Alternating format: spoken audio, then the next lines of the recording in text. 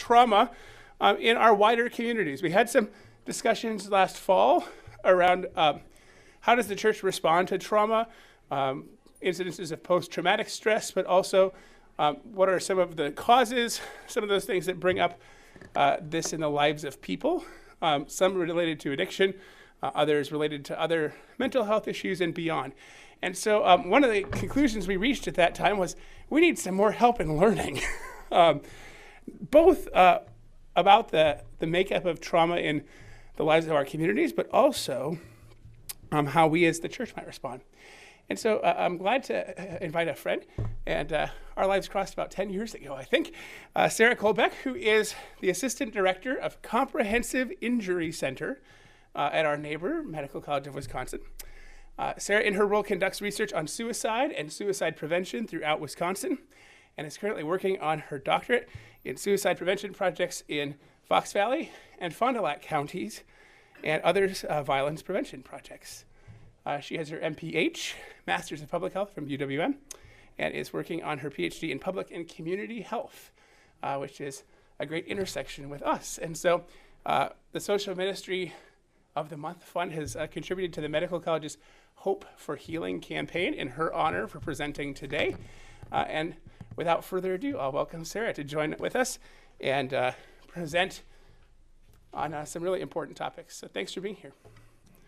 Play and pause. Yeah. Thank you. If it doesn't work, Can you hear me? Okay, good. Thanks so much for having me, and thank you so much, Pastor Matt. I knew Pastor Matt when he was Vicar Matt. He was the vicar at our congregation, Lake Park Lutheran Church over on the east side about 10 years ago, right around the time my son was born. So it's wonderful to see you again. Thank you so much for having me. And I'm very pleased to be here with you all today on this sunny Sunday. It's nice to see the sun. To talk about a topic that I work with quite a bit. I'm a suicidologist at the Medical College of Wisconsin, which basically means I spend my time studying suicide and why suicide happens in order that the information that I learn can inform prevention. And so while I do a lot of researching on suicide and things like that, the positive side is that we're using the information that we're learning to hopefully prevent suicide in the future. And so I'm here today to talk to you about the intersection of trauma and suicide. And just before we get started, I just want to make sure that, oops, let me go back. Sorry about that. Start slideshow. yeah, thanks. Do I hit menu again? Just hit the center button, like the center top part. These fancy new things. There we go. There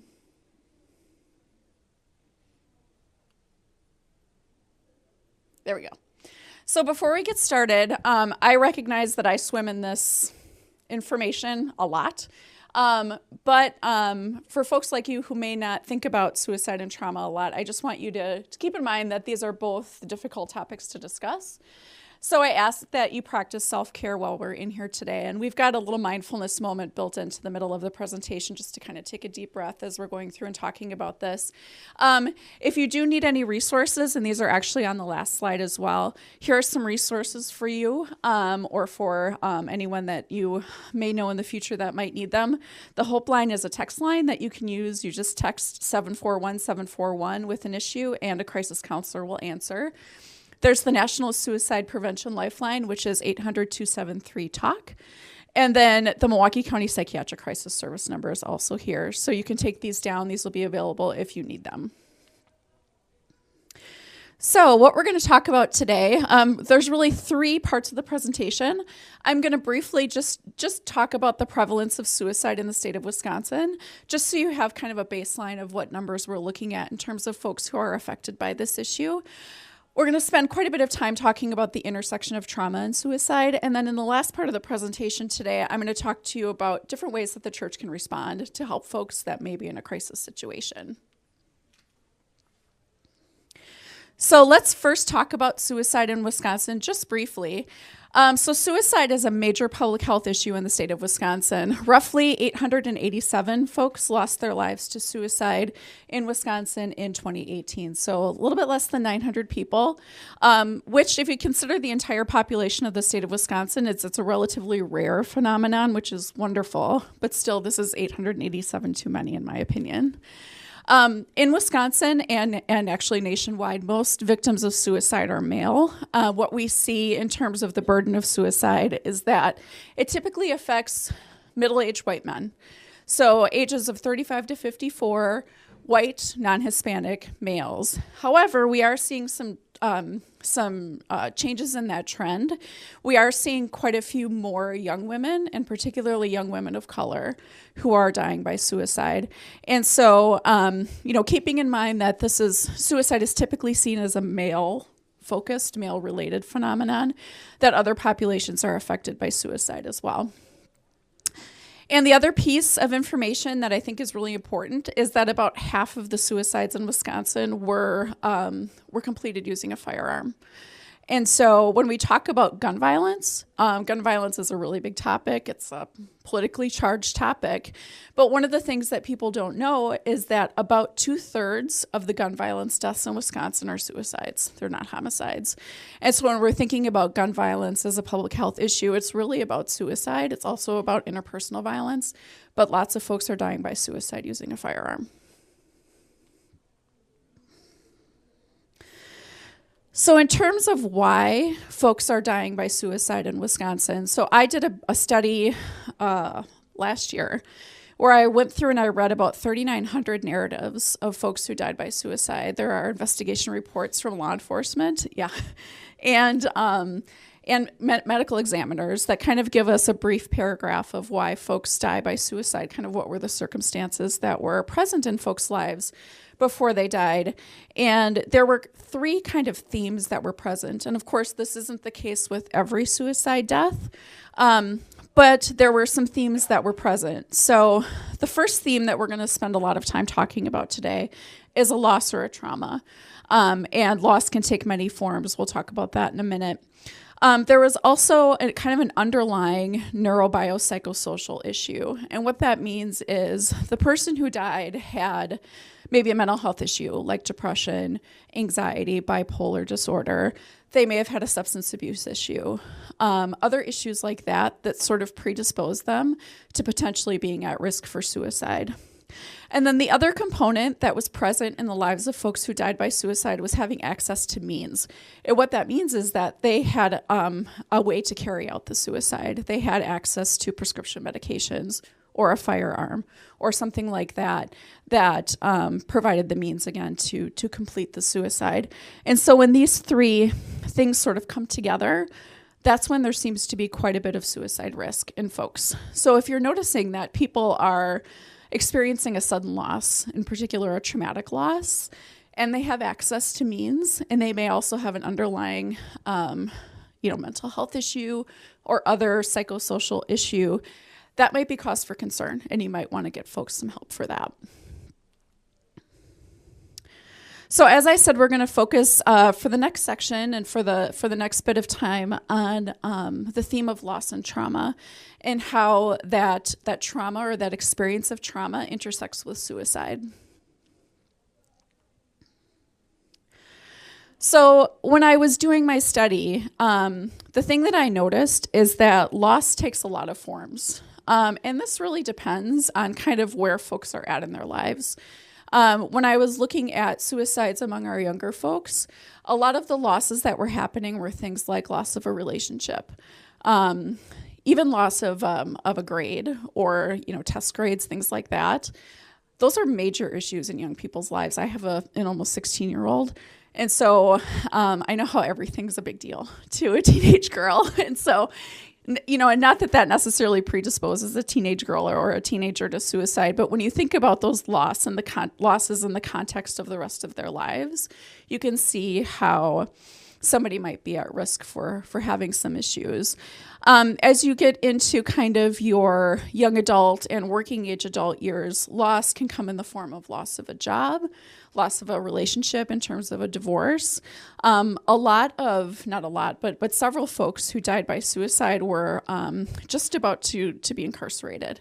And so you think about that loss of freedom, that loss of agency, that loss of control of one's life is really traumatic and difficult for folks.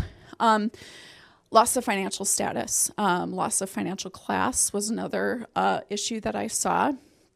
And then as you get into more older years, you see things like loss of health, loss of a spouse.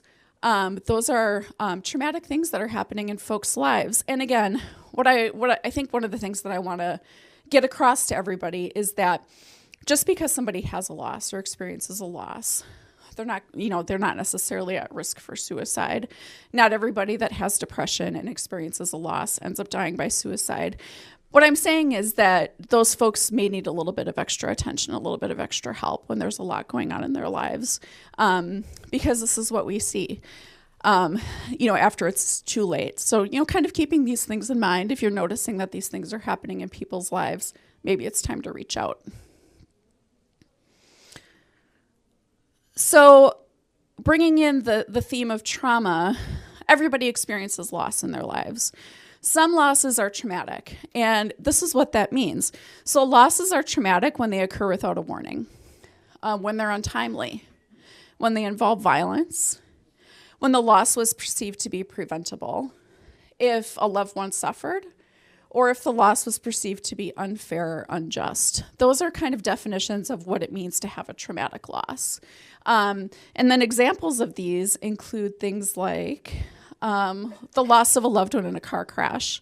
Very sudden, could be perceived to be preventable, could be perceived to be untimely. Another example is the loss of a loved one to violence.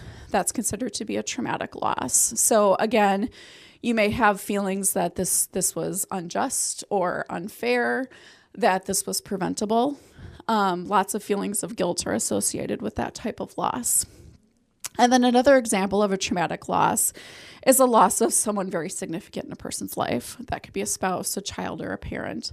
So although that loss may not have been an acute loss or an untimely loss, it's still considered a traumatic loss because of the bond that the person feels with that other person in their life. So these are, again, examples of traumatic loss that kind of go above and beyond the other losses that folks experience in their lives.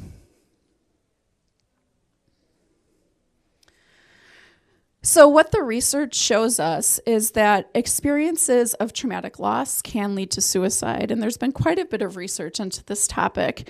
And there's some reasons that this is the case. The person who's left behind, the survivor of the traumatic loss, may feel a desire to be reunited with their loved one. And this is really the case with any sort of personal loss, but really is definitely a particular problem in terms of traumatic loss.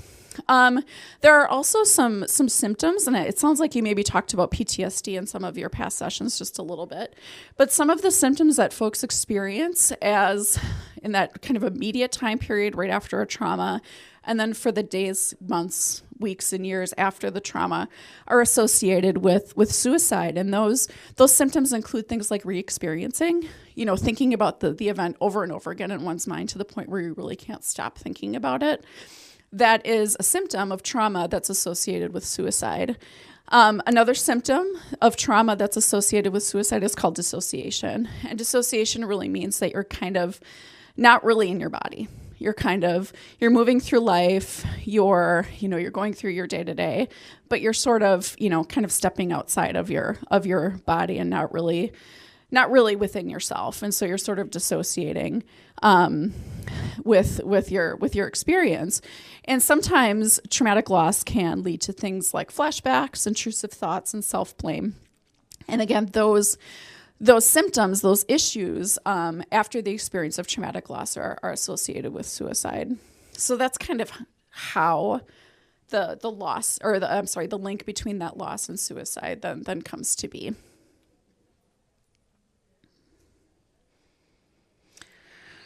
So there are also other experiences of trauma that can lead to suicide. So we're kind of stepping away from the traumatic loss discussion and moving on to other sorts of forms of trauma that can lead to suicide. I was just reading a study this week, speaking of young women, about how violent individuals who have a high exposure to violence are at risk for suicide. So when you think about, for example, a 17-year-old female of color who has expressed some violence, has been violent, but is really exposed to a lot of community violence as well, that is a risk factor for suicide. And that's part of the reason why we're seeing such a sharp increase in suicides among young women of color, because they are living in violent communities. They may be violent themselves, and they're experiencing quite a bit of violence. And that trauma that they're experiencing as a result of that community violence is increasing their risk for suicide. Another traumatic experience that's been associated with suicide is child abuse. So when those fundamental relationships in one's life are damaged, or when that trust is lost, that can really affect a person's sort of fundamental beliefs, and that can be associated with suicide, particularly in younger folks. Intimate partner violence is also an experience of trauma that can lead to suicide, and this is for the person who is the survivor of the violence, but also the person who's perpetrating the violence. A lot of times, intimate partner violence is associated with alcohol use and substance abuse. And so you can see kind of these layers of risk on top of each other that are leading to potential suicide risk. And then the last experience of trauma that can lead to suicide is military trauma. And I'm sure folks are well aware of the news of how suicide is a major issue in the military and with the Veterans Administration. I'm working with the VA in Milwaukee on a state level suicide prevention task force for the VA. But military trauma is certainly an experience of trauma that can lead to suicide. And I'm going to talk a little bit more about moral injury. I don't know if you've ever heard that. Theater of war. Again, it's extreme, it's unprecedented. It's something that, you really don't consider before you get to that point in your life. So that's sort of a precipitator of this moral injury. We're almost there. That's okay. Oh my gosh, it was my fault.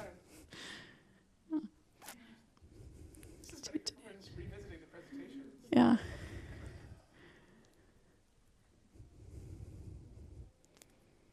Next one.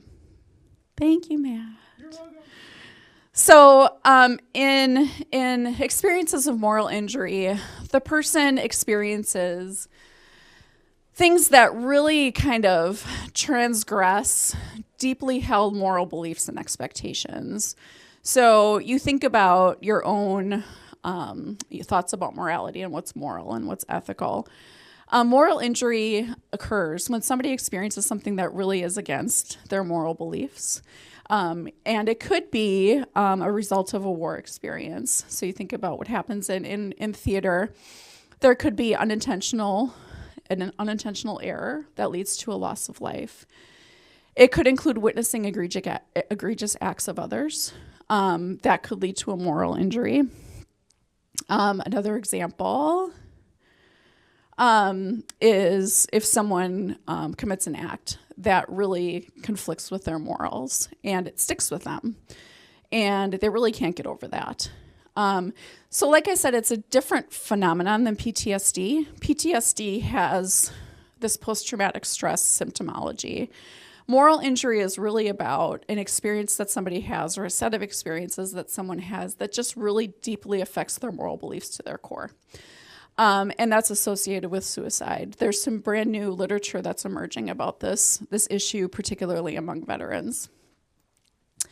And again, as I said, fundamental moral beliefs and constructs collapse. You see these things happening.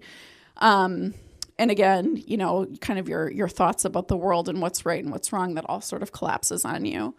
And that can result in some behavioral and cognitive consequences, including suicide.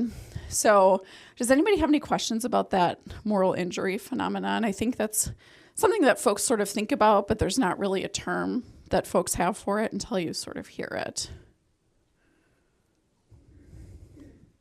Okay. what we're going to do now is just have a mindful moment. So I feel like we've been talking about this topic for about 20 minutes now, and it's a heavy topic. It's sad, it's tragic, and I am aware that folks all have their own histories here, may have your own experiences with suicide or suicidality, I'm sorry. And so I just want to take a moment to bring us back to where we are before we talk about how the church can respond. So if you're comfortable, I would just invite you to close your eyes just for a minute. We're going to do a 1-minute mindfulness exercise. And what I want you to do is just focus on your breath. Don't think about what's happening outside. Don't think about what you have to do later today. Just take a moment. Breathe in and breathe out.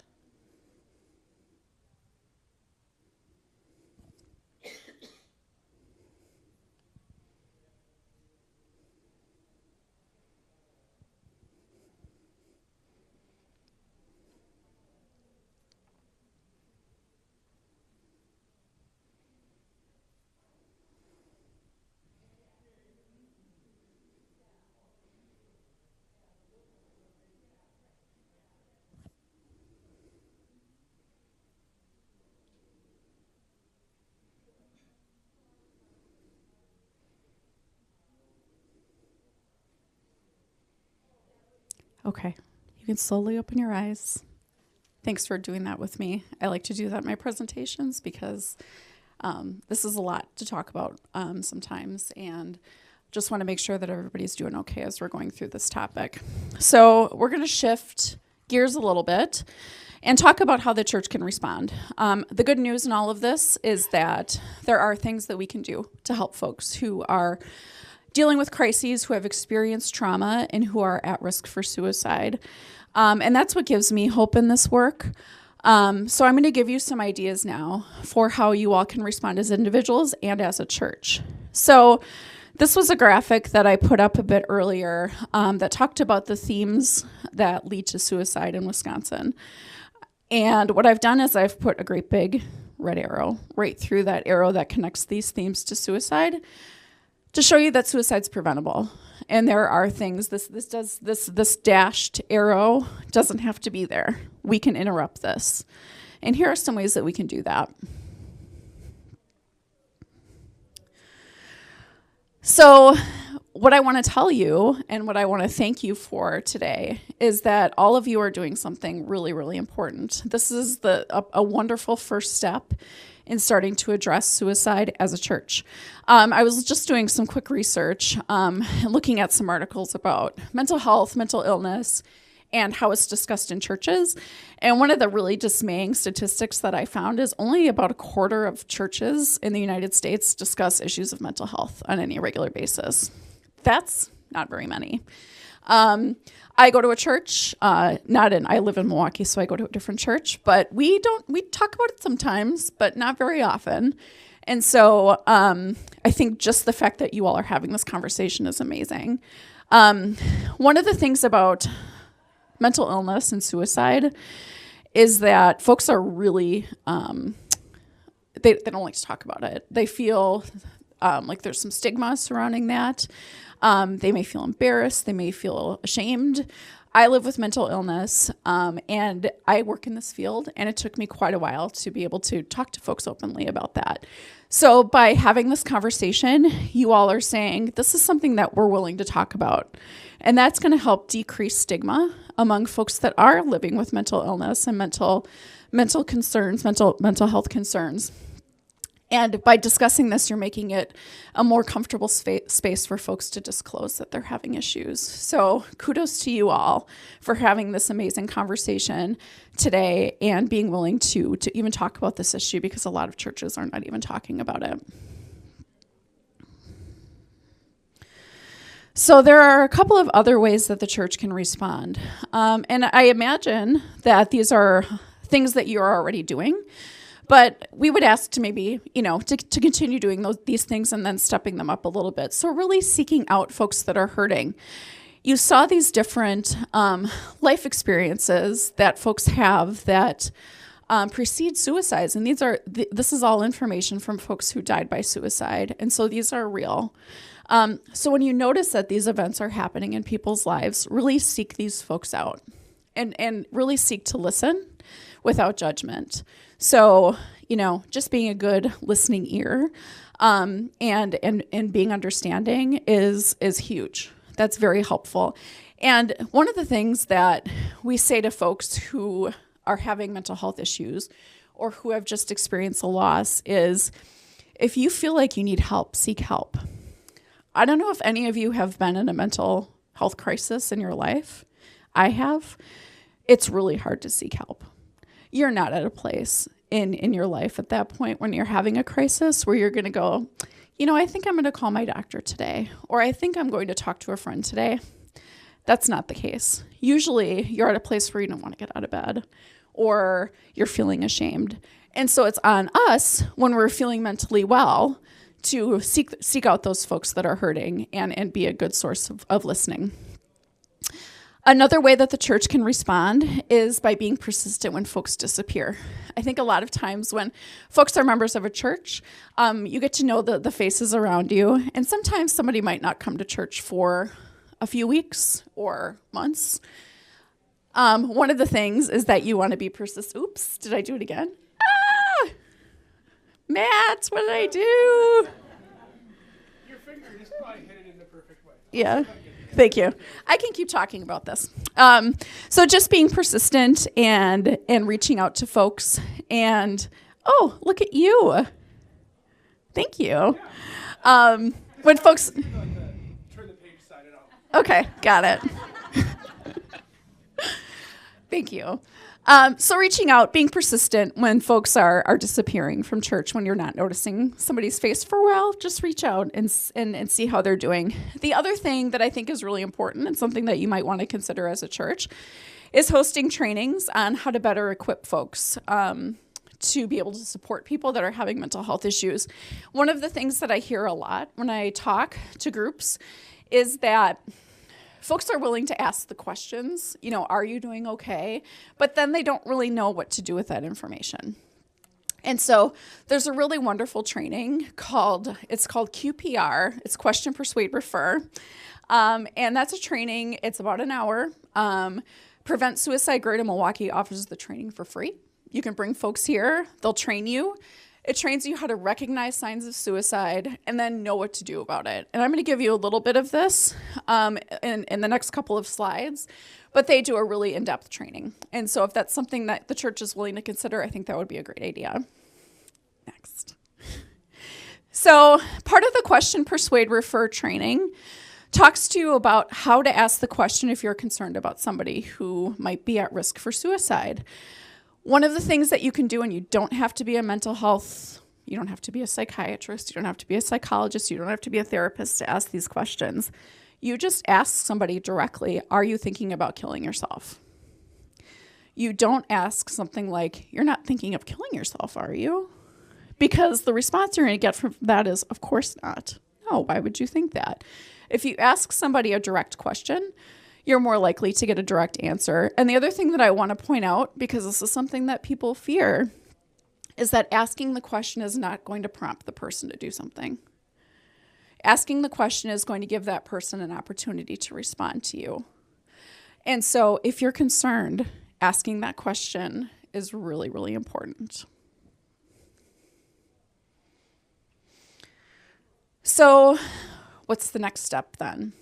If you ask somebody the question, are you considering killing yourself? Are you thinking about killing yourself? Are you thinking about taking your life? Something like that. And they say yes. Then the next step is persuading them to get help. And so something that you can then say is, are you willing to come and get help with me? You don't say, oh, I think you should get help, and then sort of leave the person try to navigate that themselves. You say, let's go get help together. And then if you can, escort them with you to get help. There are a lot of places to go. I put the National Suicide Prevention Lifeline up here again. It's 800-273-TALK. If you call that lifeline and you tell the lifeline where you're from, they will be able to tell you where to go with that person. If all else fails, you can take that person to the emergency department. Most emergency departments now, and I work at the medical college, so I work very closely with the ED docs at Freighter and at Children's. Most of the emergency departments now, when you take a person that's in a mental health crisis to the emergency department, they really know what to do. They're starting to have psychiatrists and psychologists embedded in the emergency department, so it's not how things used to be necessarily, where you would take a person and then there's that fear of, oh my gosh, I'm going to be committed, or there's going to be a Chapter 51 or something like that. They really are starting to have systems in place to deal with folks that are having a mental health crisis. And so don't be afraid to go to the emergency department. That's okay. They'll take care of you there.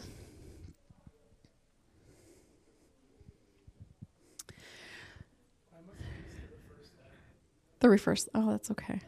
That's okay. And so, yeah, the R is referring. So that's really the piece of getting that person then to the right services, whether that's, again, it's the emergency department. Another thing that people don't know is that if you're concerned about a person and you know who their primary care doctor is, you can actually call their doctor and say, I'm worried about Joe, Jane, whomever.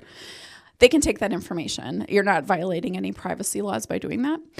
They can't give you information, but you can give them information. So if you say to a doctor, I'm concerned about this person, this just happened, then that gives that physician, that provider, something to do, and they can take care of that person. So the QPR training, again, is really great, and I would recommend, trying to get that here. Having other trainings like that help as well. There are other trainings. Youth mental health first aid is focused specifically on suicide in youth. There are other trainings available that will help folks sort of understand the issue and then know what to do if you have somebody that you're concerned about. So I don't know how much more time I have, Matt.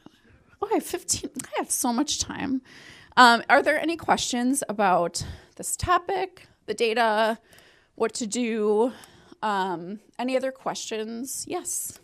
2 questions. Yeah. I was listening to a talk the other day linking any traumatic brain injury and suicide rates of being hugely higher, but it was in the process of research. The second one being, and we're so much close to a situation where it was believed the suicide was a result of the side effect of a med. They could come up with no other explanation, and they started really researching what it had to do with a painkiller or something, and they thought, oh my gosh, that had to be it. And how big a factor are those? So traumatic brain injury, and you're right, the research is emerging on this issue. Traumatic brain injury causes, and I'm not a neurologist, so I'm going to do my best here, causes some physical, biological changes to the structure of the brain, the structures of the brain, in a way that can affect the expression of hormones, things like that, can then lead to potential suicide risk. When you think about, for example, this is something that's been in the news, the football players who have been dealing with, what is CTE? Thank you. Looking at how kind of that repeated, that chronic damage to the brain can really affect then suicide risk. So there is research that's emerging. When you think about kind of an acute traumatic brain injury, like a car crash or a blast in a war, something like that, there's research coming out that those changes that happen to the brain because of that injury can lead to suicide risk, yes. The other piece on the side effects of medication. So one of the things, and so my daughter's, as I said, my daughter's almost 16. She has depression. And one of the things that the doctor told us when they put her on her first medication was that you have to watch her really carefully because some of these medications, especially for young folks, actually have a side effect of increasing suicide risk. And that has to do with the fact that you're messing with brain chemistry. When you're taking these not messing with, you're trying to fix brain chemistry when you're taking these medications, and sometimes that can have the effect of actually increasing suicide risk. So when folks are starting a new medication, particularly if that medication is linked to a potential increase in suicide risk, you have to be really careful. Yeah. I'm not quite sure how to ask this, but we've recently become friends with somebody who was in the military in Vietnam. and lost 60 men in his unit. And my husband gave him a book, gave he and his wife a book to read that was a war book, I don't know. And he said he can't read anything connected with battles or war or violence. Mm-hmm. So is that never, is he ever never cured from that? Is it always right there on the edge of his? I think, and I'm not a psychologist or psychiatrist, but I think that's something that once you have that experience of trauma, it's very difficult to then sort of reintegrate those experiences back into your life. To be able to move from, and I haven't served in the military, but from what I understand, that experience of being in military life, even if you weren't in active theater necessarily, is so different from what civilian life is that it's hard to sort of integrate those experiences together. And so I don't know that he'd ever be able to read that book. Yeah, it's difficult. Yeah. Well, the other thing, in connection to that, when I were talking about it, I said, people that I have talked to that are from the military who were in battle never want to talk about it. They just refuse to talk about it. Yeah. And so is that one of these circumstances where you'd never bring up anything about? I think maybe what you would do is let them talk about it if they want to. I think part of the other issue is that there may be a perception that we just, as civilians that haven't been in that situation, we just don't understand what happened. And so it's hard for them to relay those experiences to folks like me, for example, who have never had that experience. And that's why those bonds that are formed in the military, I think, are so strong, is because you have this group of friends and others who have gone through these same things with you. And so what we're seeing now with, I'm doing a project with folks over at the VA, is you've got younger men and women who have served in Iraq and Afghanistan and other places in more recent years that are learning about the suicides of their battle buddies over things like Facebook and Twitter and social media, and are having a really hard time because they're losing those people who understood their experience. And also there's that guilt of kind of leaving a buddy behind then as well that folks are experiencing. So we have to be paying attention to veterans and folks who served in the military who are losing their battle buddies, because again, they're losing that connection with folks that understand their experience, and they're having that guilt of kind of leaving a buddy behind. In contrasting that, some years ago, it brought to mind that I got together with my cousins for a reunion. I hadn't seen them in years, and there was one that had received a Purple Heart, Mm-hmm. and one that was just, not involved in battle at all. And this one was very eager to share all the crazy experiences he had. This one said, when my buddies and I get together, we never talk about it. Oh, really? Interesting. Yeah, I guess everyone's different. I mean, yeah. Of the 3,900 cases that you studied, were you able to get any sense as to how many of those had given some warning signs, had talked about it, that it might have been interrupted if people had taken action? A lot. I don't have a number for you, but at least half. And some of the really interesting and kind of shocking one of the shocking things that I saw was about people posting things on social media. Things like, I'm going to end it all, or, really kind of blatantly overt sort of messages, and then nobody did anything about it. Or at least in the record, there wasn't any sort of discussion of anybody doing anything about it. So I think, especially with young people, you have to take that seriously. A lot of people tend to say, it's just trying to get attention. Or not a lot of people say that, but some people may say that's an attention-seeking sort of thing, or they're not serious, or they're not really going to do it. You should probably follow up with folks if you're hearing that. And even things like, saying things to coworkers, just making, kind of concerning comments. I would say that was the case in at least half that I read, probably a little bit more, and more so with the younger people. And again, social media is a huge place where people are putting these thoughts and these feelings out there, and it just sort of goes into a vacuum. Facebook now, I think, has a feature where if somebody posts a phrase or words that are potentially might signal a suicide risk, that Facebook will actually, I think, send that person a message or say something to that person, or there'll be like a little blurb that pops back to them. But then, what does that do? You really need a person to reach out. Yeah. So all the more reason to emphasize the training Yep. for everyday conversations with people that something could be done. to Yes. reduce it. Yeah, absolutely. And I think that's when I started working in this field, that was one of the most impactful things that I learned, was that you don't have to, we need everybody. There's not enough mental health providers in our community to look out for everybody. So it's citizens, folks like us who are interacting with our neighbors and our friends and our coworkers on a daily basis to really know what to look for and then to know what to do. Mm-hmm. Yeah. Who's writing synopsises of what happens when people... So they come from a couple of sources. So there's an investigation that happens, and law enforcement does an investigation. They provide a synopsis, and then the other synopsis comes from either the coroner or the medical examiner. So what they do is they interview family members, they interview friends, coworkers, things like that, to get information to then put in the investigation. So that's where that information's coming from.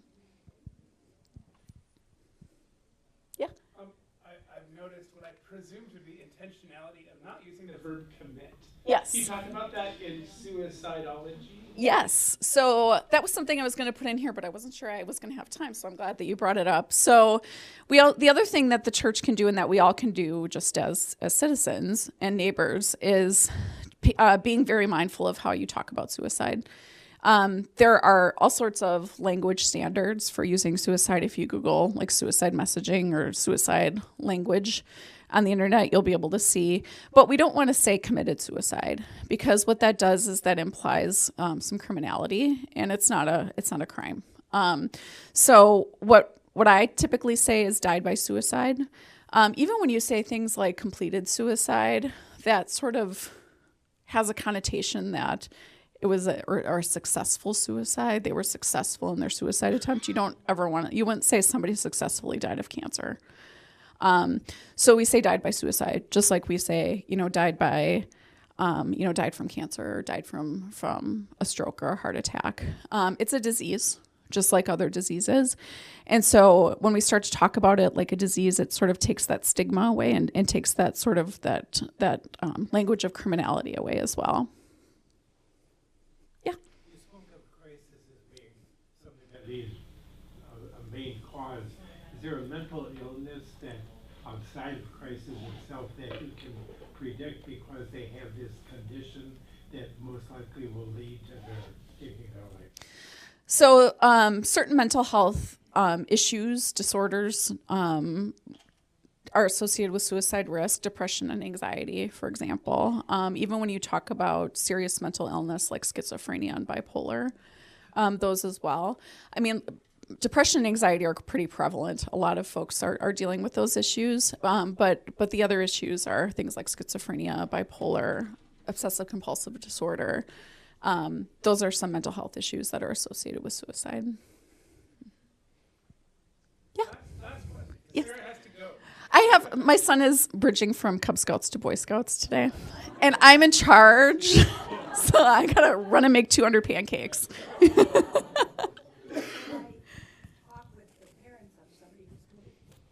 suicide, that's what we all. I know, don't I say. know. The parents say, what words do I substitute when I'm talking with them about my marriage? So instead of saying committed, you could say, died by suicide. You could say something like take their own life. And you don't have to say any of that. Even died is, Yeah. that doesn't always have to be the focus of their death. Right. Yeah. I mean, it's think about it how you would talk about any other sort of death, from an untimely death from a disease like cancer or something like that. You wouldn't necessarily always bring it into the discussion. So I agree. I mean, I think you can just say that they died. I know it's different. It's different. It is. So you have to be, yeah. you have to navigate that. Guess I better keep my mouth shut. Oh. No, I mean, it's, Earlier when you had those two questions, the words were so close to me, it sounded like the same thing. But you're supposed to not say this and say this. yeah, so you don't want to ask the question, you don't want to ask a leading question. You're not thinking about killing yourself, are you? You want to be direct. There's some judgment attached to that Yep. phrasing. Yep, exactly. Thinking about their answer and not Not what you want to not hear. what you right what they want. Right. Yeah. Yeah. Yeah. I think highlighting relationships and connections Mm-hmm. incredibly important, Yes. especially in schools. Mm-hmm. And so if kids are unable to speak to parents based on where they are in school, oftentimes students and friends are the ones to first to know. Yep. And really reaching out to a trusted adult to make sure that adult intervenes, I think, is really Yep. important. You're absolutely right. The kids aren't talking to us, they're talking to each other. And so there's a great program called Hope Squads that, I don't know if you're familiar, that kind of builds that peer-to-peer support. So, yeah. Sarah has to go and make pancakes, which sounds great. Her email is here. I have it as well if you have more questions or things. Thank you so much for being here and for really enlightening us with some of the ways that we can help. And the data is stark, but thanks for the mindfulness as well. So thanks for being with us. You're welcome.